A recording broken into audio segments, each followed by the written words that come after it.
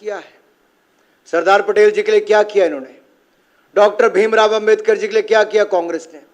अरे कांग्रेस ने अपमानित प्रताड़ित करके पॉलिटिक्स छोड़ने के लिए मजबूर कर दिया था डॉक्टर भीमराव अंबेडकर जी को। भारत रत्न भी नहीं दिया था, ना कोई सम्मान दिया था। वीपी सिंह जी ने आके भारत रत्न दिया। नरेंद्र मोदी जी ने आके पंच तीर्थ बनाए, 5 स्थानों पर, जन्मभूमि, चैत्य भूमि, शिक्षा भूमि और महापरिनिर्वाण भूमि, दीक्षा भूमि, इन सब पे पंच तीर्थ बनाया। संविधान दिवस हमने मनाया। अरे कांग्रेस ने एक परिवार के आगे बढ़कर कुछ नहीं देखा है, आज भी वो अपने ही परिवार को देख रहे हैं। यही फर्क है। नरेंद्र मोदी जी के लिए पूरा देश एक परिवार है, प्रियंका गांधी के लिए अपनी मां, अपने पिता, अपनी दादी के पिता वही परिवार है। यही फर्क है। आज उन्होंने खुद कबूल लिया है कि देश के लिए कांग्रेस की नजरों में किसी की कोई कुर्बानी नहीं। उनके लिए शहीद भगत सिंह एक्सट्रीमिस्ट है। कांग्रेस की पूरी सरकारों में जितनी किताबों में लिखा गया, उनको एक्सट्रीमिस्ट लिखा गया था। शहीद भगत सिंह जी को, जिन्होंने देश के लिए कुर्बानी की। ऐसे लाखों नौजवान हैं जिन्होंने देश के लिए शहादत दे दी। सरदार पटेल जिन्होंने पूरे देश को एकजुट किया। अरे हैदराबाद भी हिंदुस्तान का हिस्सा ना होता अगर सरदार पटेल ना होते। नेहरू जी के जिम्मे एक रियासत लगी थी, जम्मू कश्मीर। क्या किया, क्या किया?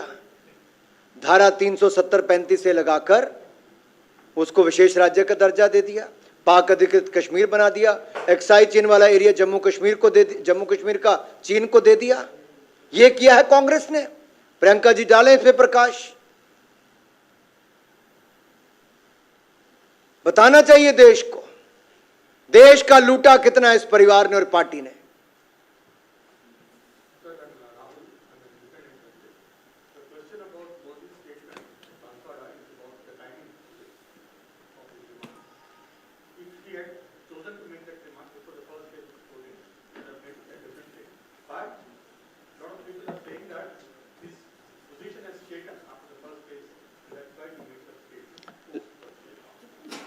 देखिए, चुनाव 7 चरणों में है। The election will be in 7 phases. So one after another issue will come up. Similarly, when the Congress has come out with a manifesto, if you dive deep into their manifesto, you can look at what Congress is actually hinting at. Taking away your rights, your property, your wealth, your hard-earned money, which belongs to you, your family and your country. Their appeasement politics, they are stooping so low. This vote politics and the appeasement politics, this is clearly hint what Congress is looking at. And that is why they are also silent on the death of or the murder of Kumari Neha, a councillor's daughter, a Congress councillor's daughter. She is fighting for her nyay. Her family is fighting for her nyay. Justice. Neha's father, Congress councillor, is fighting for justice, is asking for CBI probe in a Congress government. And Rahul Gandhi is preaching the world. Nyay. Arey, kaisa nyay? Anyone from Telugu media, please? From Telugu media, एक minute. किसका?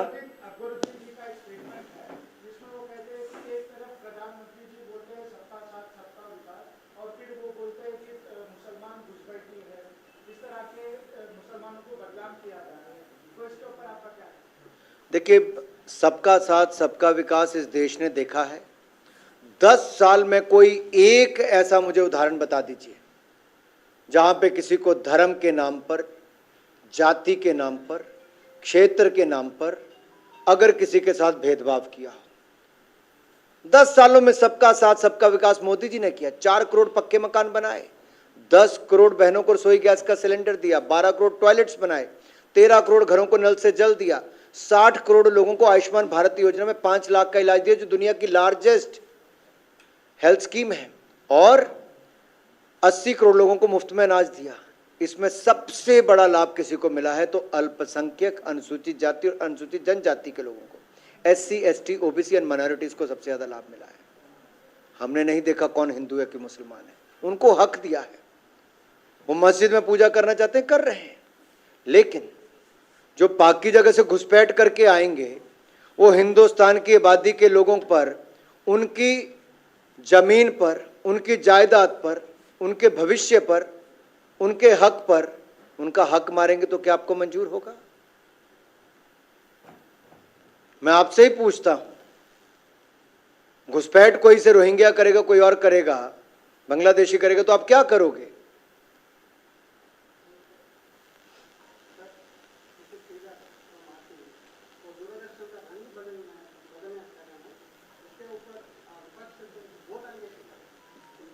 See, the chairs are also saffron.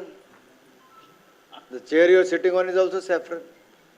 This is also saffron. But क्या भगवा केवल एक राजनीतिक दल का है? ममता बनर्जी का भगवा प्रेम हमने देख लिया है, राहुल गांधी जी का भी भगवा प्रेम दिख रहा है, और देशवासी देख रहे हैं कि भगवा विरोधी ये क्यों है। ये सनातन को कुचलना चाहते हैं, लेकिन मैं कहता हूं ना सनातन मुगल आए थे आकर चले गए, अंग्रेज आए थे आकर चले गए, सनातन था, है और रहेगा। और जिन लोगों को भगवान से इतना विरोध है, मैं उनको इतना ही कहूंगा, अगर दूरदर्शन का लोगो किसने फाइनल किया था जरा इतिहास में जाकर देखिए। उस समय आईएनबी मंत्री इंदिरा गांधी थी, आज मैं हूं। और उसके बाद जब कलर्ड हुआ, पहले ब्लैक एंड व्हाइट था, फिर कलर्ड हुआ, उस समय क्या रंग था? लेकिन बड़ा सवाल यह खड़ा होता कि भगवा विरोध क्यों? भगवे से क्यों विरोध है? आप चेक करिए साहब, मैं तो आपको कह रहा हूं, सिर्फ इतना चेक करिए कि कौन किसने लोगो लॉन्च किया था। NID का बना हुआ लोगो है उस जमाने का।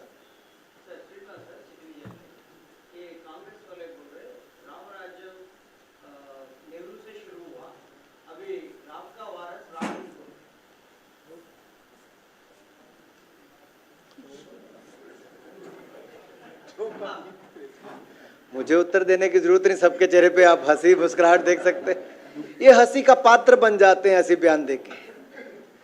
जो लोग राम सेतु को काल्पनिक बताते हैं, रामलला के मुकदमे में खिलाफ लोग खड़ा करते हैं कि बाबरी मस्जिद ही रहे, ये कांग्रेस पार्टी ने किया और राम मंदिर के निर्माण का विरोध किया। राम मंदिर के निमंत्रण पे प्राण प्रतिष्ठा के लोग नहीं गए। अब आप वारिस रामलला का राहुल गांधी को बताते हो, मैं तो हंस ही सकता हूं और क्या कर सकता हूं। इससे हंसने, इससे ज्यादा और कोई क्या करेगा? चुनाव आते तो जनेऊ पहन लेते हैं, मंदिर पहुंच जाते हैं, नहीं तो अदरवाइज आपको पता है क्या पहनते हैं और क्या खाते हैं और क्या खाते हैं। ये जो बीफ करते हैं ना, इस बार EVM की बीप गूंजेगी तो पता चलेगा। EVM की बीफ पर भारी पड़ने वाली है। Okay, thank you.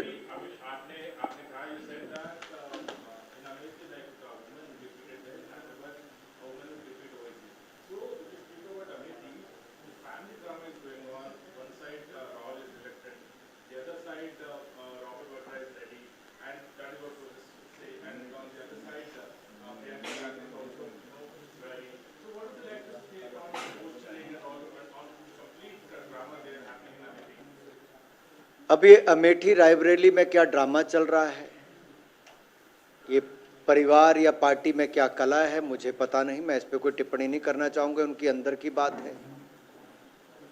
चाहे भाई बहन की हो, जीजा साले की हो, पार्टी की हो, कार्यकर्ता की हो, इस पे मुझे कोई टिप्पणी नहीं करनी, क्योंकि ये उनकी पार्टी का मसला है। लेकिन सच्चाई ये है कि कांग्रेस 300 सीटों पर उम्मीदवार नहीं तय कर पा रही, कोई चुनाव लड़ने के लिए तैयार नहीं हो पा रहा। ये देश की सबसे पुरानी पार्टी का हाल है, जिसकी कभी 400 सीटें थी। आज कांग्रेस 40 सीट जीतने के लिए संघर्ष कर रही है। कांग्रेस 40 सीटें जीतने के लिए संघर्ष कर रही है और जनता के आशीर्वाद से भारतीय जनता पार्टी 400 पार कर रही है।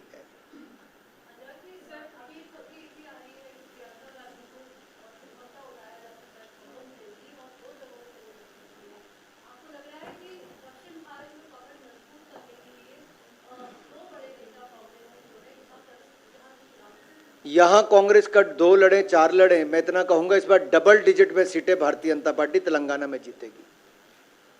Our MP's number will be in double digit from the state of Telangana. It is writing on the wall, the kind of support we are getting.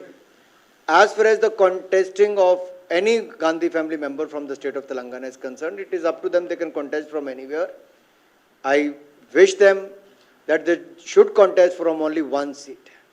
अगर राहुल गांधी वायनाड से लड़े हैं तो वहीं से लड़े ना, लेकिन डर सता रहा है क्योंकि वायनाड भी हार रहे हैं। तो प्रियंका जी भी सोचती हैं कि पहली बार लड़ना है तो एक बार क्या 2-2 जगह लड़ें तो शायद कहीं एक से तो जीते।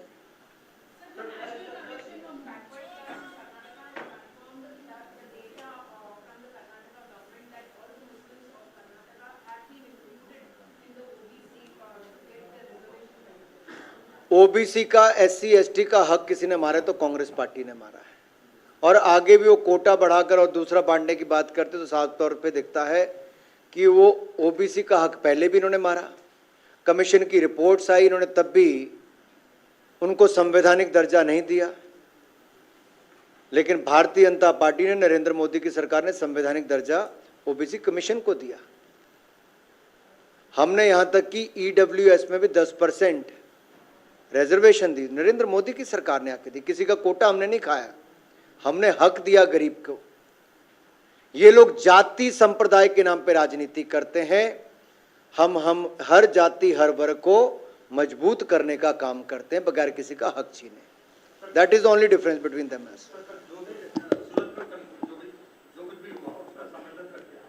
क्या हुआ? अरे देश में क्या पहली बार कोई यूनानिमस जीता है? मैं पहले तो बधाई देता हूं अपने सूरत के भारतीय जनता पार्टी के उम्मीदवार को, जिसने हर सूरत में कमल खिलाया। पहली सीट देश में कमल का फूल खिला है, बहुत बहुत बधाई। लोगों ने वहां का समय भी बचाया, पार्टी को भी जिताया।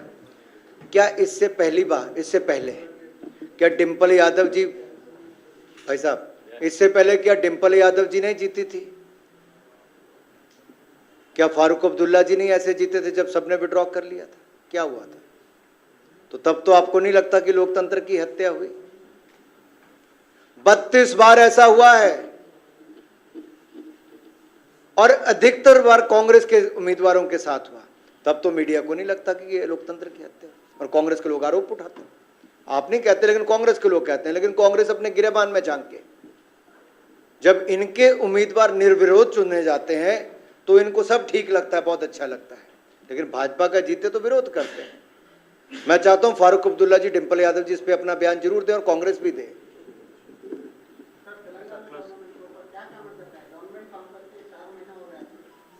जो वायदे किए थे उससे कांग्रेस की सरकार तेलंगाना में मुकर गई है। वायदे पूरे करने में कुछ नहीं किया है।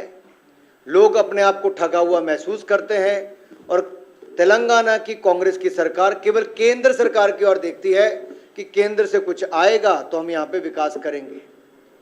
यहां के खजाने केसीआर खाली कर गए थे, और अब यहां की कांग्रेस की सरकार हताश और निराश बैठी है। मैं उदाहरण देना चाहता हूं, जब हम सत्ता में आए 2014 में देश में, तब केंद्र की सरकार की भी ये हालत थी कि उस समय देश 10वें नंबर की अर्थव्यवस्था थी, आज 5वें नंबर की अर्थव्यवस्था बने। भारत में विदेशी मुद्रा $327 बिलियन थी, आज $620 बिलियन है। जितनी 70 साल में भरी उतनी हमने 10 साल में दुगनी कर दी। $387 बिलियन हमारा एक्सपोर्ट था, आज $776 बिलियन एक्सपोर्ट है। करंट अकाउंट डेफिसिट 5.2% था उस समय, आज 2% है। इसके साथ साथ हमारा उस समय Q4 का 2014 में जीडीपी ग्रोथ रेट 4.6% था, Q3 लास्ट ईयर में हमारा 8.4% है, जो दुनिया में सबसे ज़्यादा है। ये फर्क है मोदी सरकार में। खजाने भी भरे हैं, हमारी अर्थव्यवस्था भी दुनिया में सबसे तेजी से बढ़ रही है, हमारा एक्सपोर्ट भी बहुत बढ़ रहा है, हमारी एफडीआई भी कांग्रेस के समय 2014 में $31 बिलियन थी, इस साल $71 बिलियन है। सारे मापदंड आंकड़े देखेंगे, तुलना करके देखेंगे, जितना काम कांग्रेस ने 60 साल में किया उससे ज्यादा मोदी सरकार ने 10 साल में किया। 2014 तक 74 एयरपोर्ट थे, आज 150 एयरपोर्ट है, 150। 96,000 किलोमीटर नेशनल हाईवे था, आज 150,000 kilometre national highway, 1.5 lakh kilometre. 3,20,000 kilometre ग्रामीण सड़कें थी, आज 7,86,000 किलोमीटर ग्रामीण सड़कें। 0 वंदे भारत थी, आज 41 वंदे भारत है। हमने 31,000 किलोमीटर रेलवे लाइन पिछले 5 साल में 10 साल में बनाई, अगले 5 साल में 25,000 किलोमीटर और बनाएंगे। हमने 7 एम्स थे जिससे बढ़ाकर 23 एम्स कर दिए। 387 मेडिकल कॉलेज थे जो बढ़ के 706 मेडिकल कॉलेज हो गए। 480 प्लस यूनिवर्सिटी थी जो आज 1117 यूनिवर्सिटीज हो गई। और 5 शहरों में मेट्रो थी, आज 20 शहरों में मेट्रो हो गई। स्पेस सेक्टर में मंगलयान मिशन सफल, चंद्रयान मिशन सफल और अब गगनयान की तैयारी है। आदित्य L1 सोलर वो सफल हुआ। खेलों के क्षेत्र में हम क्रिकेट में तो सेंचुरी लगाते थे, आज एशियन गेम्स में भी मेडल्स की सेंचुरी लगाने का काम भारत ने किया। 50% से ज्यादा मेडल पिछले 6 सालों में भारत की बेटियों ने जीती है, 50% से ज्यादा मेडल। आज 10,400 विमेन आर्मी, नेवी, एयरफोर्स में अपना सेवाएं दे रही हैं। वुमेन पायलट दुनिया में सबसे ज्यादा भारत में, 14% of world's women pilot are from India. और आत्मनिर्भर भारत बनाने के लिए मोबाइल मैन्युफैक्चरिंग में हम कभी इंपोर्ट में नंबर 2 पर थे, आज मैन्युफैक्चरिंग पे नंबर 2 पर है। हम 3 करोड़ वुमेन को लखपति दीदी बनाएंगे, साथ में तीसरी बड़ी अर्थव्यवस्था भारत को बनाएंगे। मैं ऐसे बहुत सारे आंकड़े आपको दे सकता हूं, लेकिन मुझे पता है media. Thank you very much, thank you. बहुत अच्छा आपने सवाल उठाया, बहुत अच्छा सवाल है, मैं इसका उत्तर जरूर देना चाहता हूं। मोदी सरकार ने बार बार केंद्र के टैक्सेस में कमी की है, 3 बार से ज्यादा, लेकिन राज्य की कांग्रेस और विपक्ष की सरकारों ने डीजल के दाम बढ़ाए, पेट्रोल के दाम बढ़ाए, टैक्स बढ़ाकर, हिमाचल में भी बाकी जगह भी। मैं ऑन रिकॉर्ड कहता हूं, मोदी जी ने टैक्स कम किए, कांग्रेस और विपक्ष की सरकारों ने टैक्स बढ़ाए। मोदी जी ने तेल के दाम कम किए, कांग्रेस और विपक्ष ने बढ़ाए। मोदी जी ने 1100 रुपए का गैस सिलेंडर 503 रुपए में उज्ज्वला के लाभार्थियों को दिया। 10 करोड़ से ज्यादा बहनों को गैस सिलेंडर भी दिया, वो भी दिया। अनाज भी 80 करोड़ को मुफ्त में दिया है और अगले 5 साल की गारंटी भी मोदी ने दे दी है।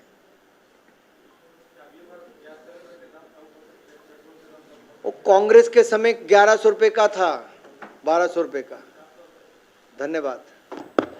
धन्यवाद Thakur ji for addressing the press here. Thank you, media.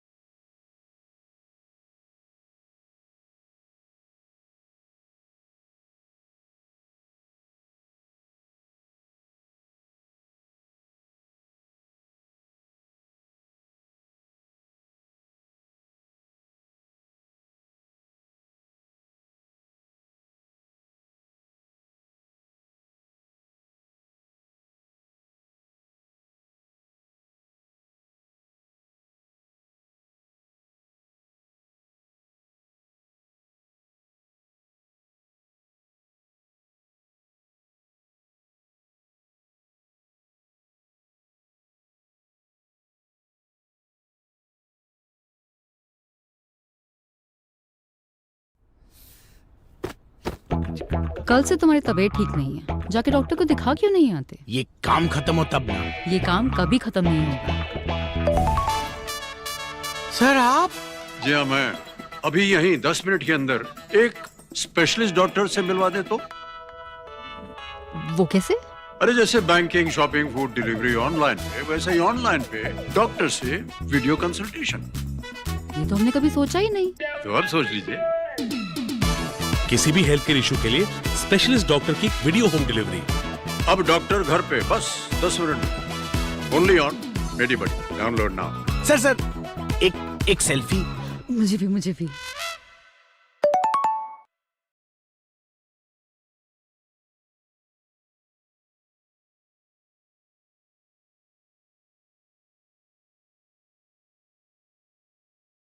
Ladies and gentlemen, esteemed faculty, distinguished guests, and the brilliant minds of IIT Madras, a very good evening to you all.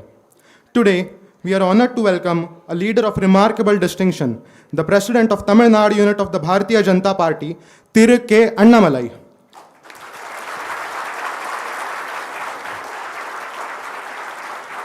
Thiru Annamalai is the youngest president of the BJP in its history, taking charge of the position at the age of 37. Before taking the helm of the BJP in Tamil Nadu, Annamalai had a distinguished career in the Indian Police Service in Karnataka, marked by a commitment to public service and a proactive approach to law enforcement, because of which he was popularly regarded as Karnataka's Singham, symbolizing his courage, integrity, and dedication towards justice. His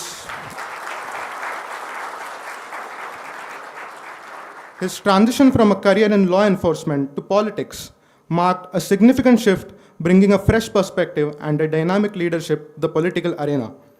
As the president of Tamil Nadu BJP, Thiru K. Annamalai has actively contributed to shaping the party's strategies and outreach in the state, even with his recent ongoing Padayatra called Yen Man, Yen Makkal, which literally translates to My Land, My People, thus reflecting a commitment to addressing the problems and difficulties of the common people. Today, we have the privilege of gaining insights from a leader who has not only served in the police force with a distinction, but has also taken on the responsibility of steering the BJP in Tamil Nadu. Let us extend a warm IIT Madras welcome to Thiru K. Annamalai, and eager to hear his thoughts on the challenges and opportunities that lie ahead of our great nation. I now request the Director of IIT Madras, Professor V. Kamakoti, and the Dean of Students, Professor Satyanarayana Gummadi, to facilitate Thiru K. Annamalai with an Angavastram.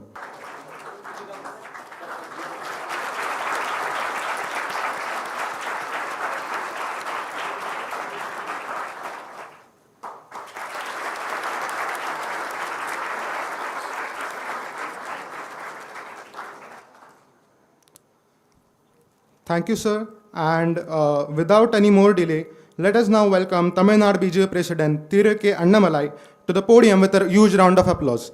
I also invite the interviewers, Sumit Deshmukh,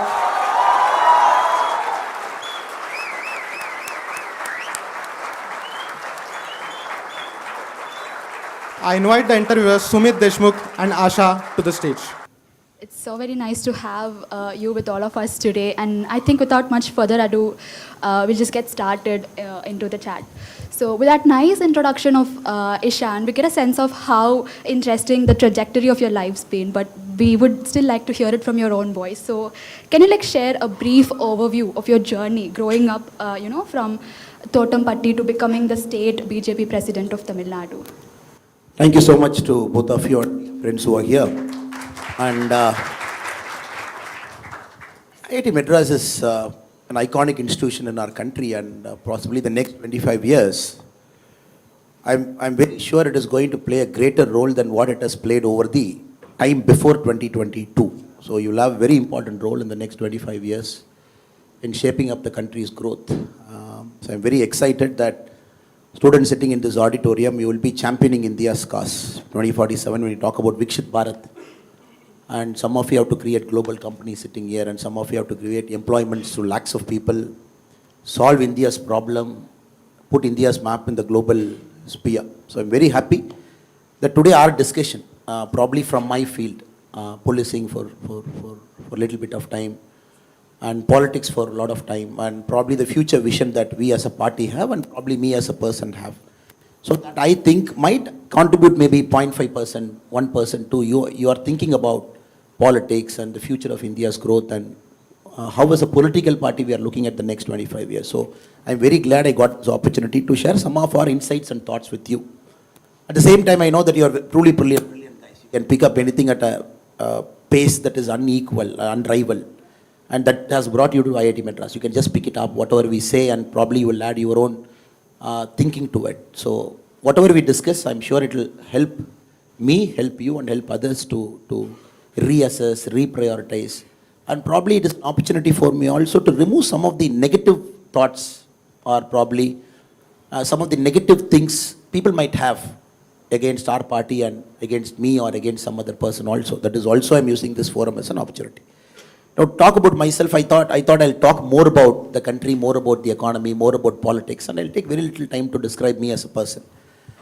So I was born in a small village in Karur district called Thottambatti. We have about 32 houses there. So the first generation guy in my family, me and my sister, both of us got into degree, both of us the first generation. Then it's a very small village, 32 villages, you can just imagine. And from there, typical school, then two choices in front of me, either take an engineering or take medicine. I thought probably I'm not good enough to do medicine. You have to study more, so I chose engineering. So just to cut the long story short, maybe till the age of 21, 22, I never had any plan in life. I just allowed that the life is taking me. So since I chose engineering, I landed up in Coimbatore, PFG College of Technology. I got into a 5-year engineering course, and which probably the second and third year is very important to me because that is when I realized I never wanted to be an engineer after getting into engineering. I'm not sure how many of you sitting in this hall realize. But what to do? Second and third year you realize you are not cut out for the engineering world. Then I thought, at that point of time, it's very rare when in 2002, when I entered engineering, 2007, I passed out. I took a break here. So many of you guys might take a break here also. It is unthought of. We people never encourage people to take a break here. The two person of my background, I took a break here for a year. Just wanted to realize where I wanted to go. I thought my education is incomplete. Let me do something, probably an MBA, general MBA, understand nuances. Then I can figure out what I want in life. Wrote CAT, got into IIM Lucknow. So did 2 years of my MBA there.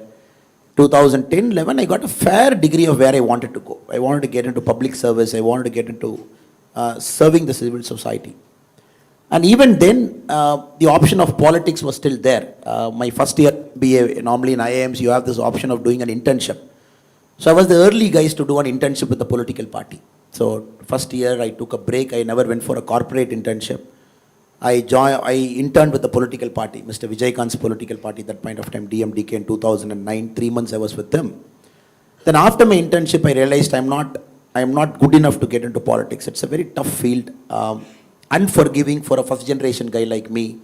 That too in a state like Tamil Nadu that is dominated by Srima power, money power and muscle power and everything. So I quietly looked at what are the other options I have. 26/11 happened, the Mumbai. That had a lingering thought, big motivation for me to write civil service because you need some push to get into civil service. And even if you're intelligent, unless you don't have that motive to get into civil service, a lot of guys don't make it. That's why civil service is designed for people of above average ability and aptitude. But unless you have that calling factor, I see a lot of intelligent guys just going to the wayside because the calling factor is not there. For me, the calling factor was the Mumbai attack, somebody entering into our country in 2008, November 26, killing people just like that, not being held accountable, politics just wasting time, telling the Americans, asking for a neutral observer, come talk to Pakistanis, find a way, and nothing was happening. So that was the push that was needed. Wrote civil service, got into IPS, Karnataka, 9.5 years. Very good period of my life. I still enjoy every moment of my khaki. But there's always that time when you figure out that you want to get out of that cage. It is preparing you for something more meaningful and significant. 2019, May 28, I decided enough is enough. And this is the time for me to really pursue what I wanted. Get into grassroots, work with people. So quit policing. Started a foundation called We the Leaders Foundation. Even now it is active. Ran it for a year with about 8,800 volunteers we have. We're active in a couple of districts in Tamil Nadu, especially in the western part of Tamil Nadu. very active with it for a year. Organic farming, skilling, entrepreneurship, all those things. Then you are 36, 37 with an IPS background, sitting in a village doing something. Then you develop a curiosity. People develop a curiosity. People come calling. They ask, what are you doing? What are you doing in a village? Why not this? Why not that? That's how I got pulled into politics. So frankly speaking, I'm an accidental politician and never really wanted to get into politics because I always felt politics is not cut out for people like me who see life in just black and white. I don't see it in grey. And maybe that is a problem I always have. For me, it is either correct and wrong. And there is nothing called I operate in the middle. Politics, most of the time you have to be in the middle. You have to do all kinds of deals. You got to get all kinds of people along. And that tests your morality to the limit. And your morality is so tested. And many a times you got to do certain things. You're so uncomfortable in the short term because it is good for the long term. And many of the things that you have to do in the short term, even if it might appear good in the short term, it is really harmful in the long term. So every day it is that kind of things, whom you align, what kind of people you mingle with, and what kind of people you give a responsibility to. So here I am sitting in front of you. So maybe this is my life over the last 37, 38 years. Thank you.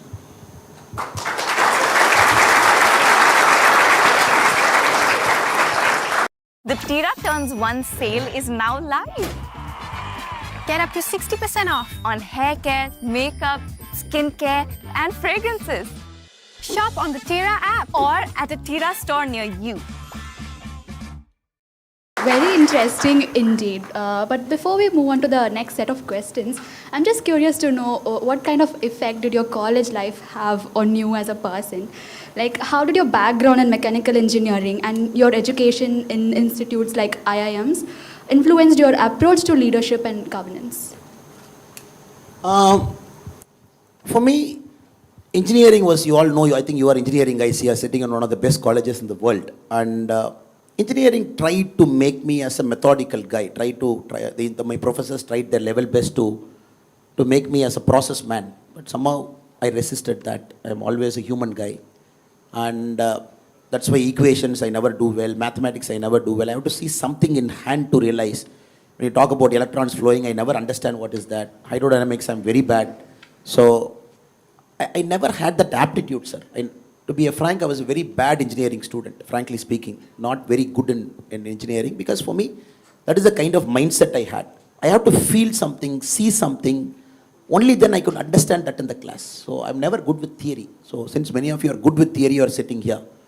And that is the time in second year I felt, oh, this is not for me. And people said, you have to learn some computer course. I'm talking of 2002, 3. And I went to one computer course. Just for 10 minutes, I said, it is not. What is this equation? What is it going to give? I'm not here. But that is the time I realized, what am I going to do with my life? So it is 5 years now. I'm in second year. I realized I'm not going to do it. 3 years. What am I going to do? Then I started immersing myself in a lot of extracurricular activities. So part of a couple of clubs. I still remember when the tsunami struck Tamil Nadu, the coastal part. And I went to my principal, I said, I want to go there and serve. Principal said, no, you're not part of the national service scheme. I said, no, tomorrow I'm joining. But I said, no, guys who are part of the NSS will go, but not you.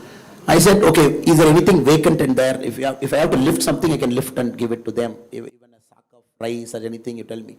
They said, people are there, but there is photographer, there is a vacancy. And I asked my friend in the night, a person, Karthik in NSS, I said, can you teach me photography overnight? So now you have all these hackathon courses, overnight photography. He was like, are you mad? No, the principal told me there is a photographer role.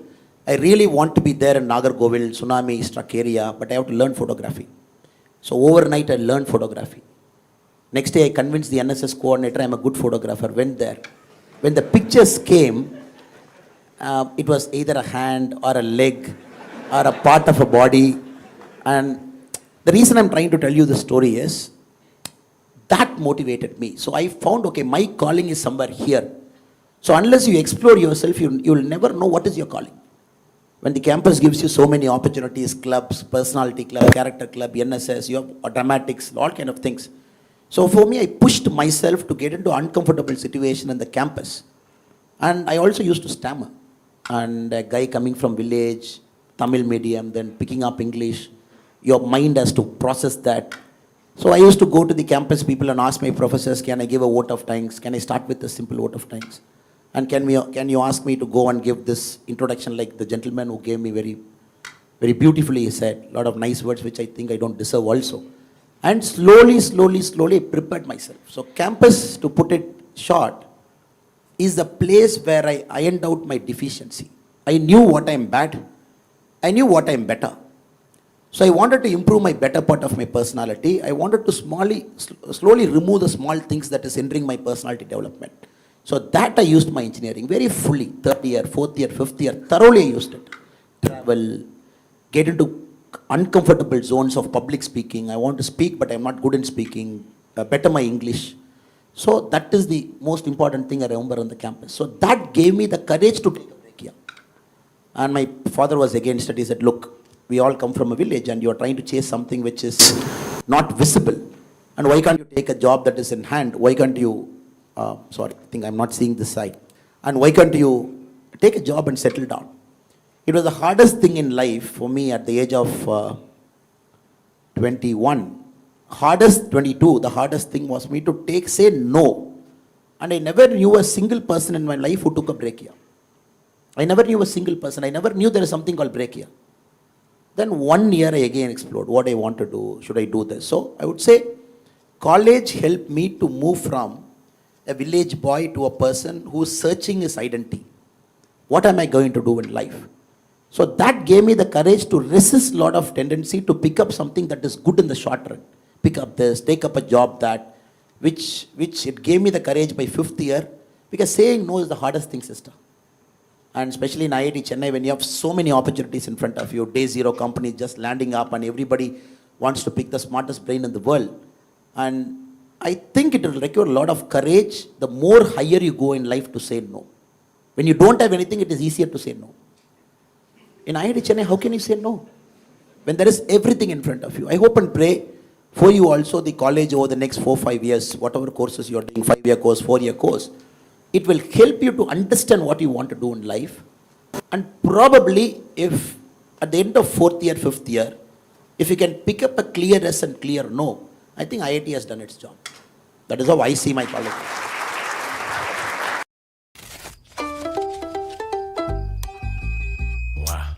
Amazon నుంచి ఏదైనా కొంటారా? అంత కాన్ఫిడెన్సా? నా confidence మాత్రమే కాదు, ఇంకా 3000 మంది confidence కూడా ఉంది డాలీ గారు. లా లా లా లా. అమెజాన్, ప్రతి చిరునవ్వు కోసం మీ దుకాణం.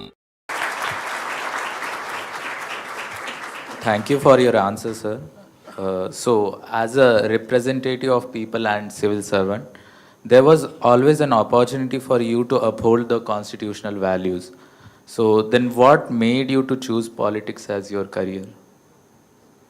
The same constitution made me to choose politics. Frankly speaking, I think it is some Greek philosopher who said, the highest calling in public life is politics. That's the highest calling. That's why we call it as political science. Because there is science to the whole idea of politics.